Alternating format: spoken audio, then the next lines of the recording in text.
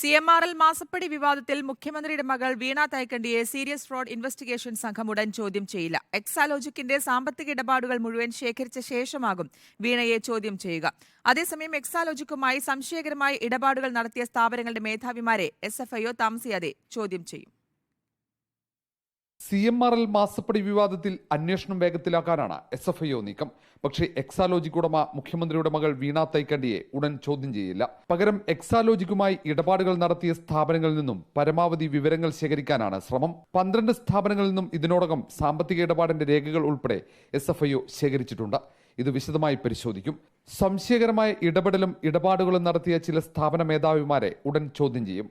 എക്സാലോജിക്കുമായി ബന്ധമുള്ള 8 സ്ഥാപനങ്ങളുടെ വിവരങ്ങൾ പരാതിക്കാരനായ ഷോൺ ജോർജ് SFIOയ്ക്ക് നേരത്തെ കൈമാറിയിരുന്നു.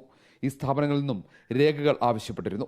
Santa Monica, JDT Islamic, Ananthapuri education society, Karakonam CSI medical college ഉൾപ്പെടെ പല സ്ഥാപനങ്ങളും ചെറുതും വലുതുമായ തുക എക്സാലോജിക്കിന് കൈമാറിയിട്ടുണ്ട്.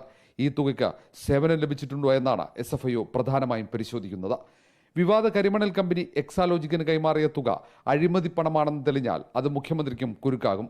മുഖ്യമന്ത്രിയുടെ പദവി ഉപയോഗിച്ചാണ് വീണ CMRL നിന്നും പണം കൈപ്പറ്റിയതെന്നാണ് ആദായനികുതി വകുപ്പ് ഇടക്കാല തർക്ക പരിഹാര ബോർഡിന്റെ കണ്ടെത്തൽ. ഈ സാഹചര്യത്തിലായിരുന്നു അന്വേഷണം SFIOക്ക് കൈമാറിയത്. Reporter R. Roshipal, in reporter, Kochi.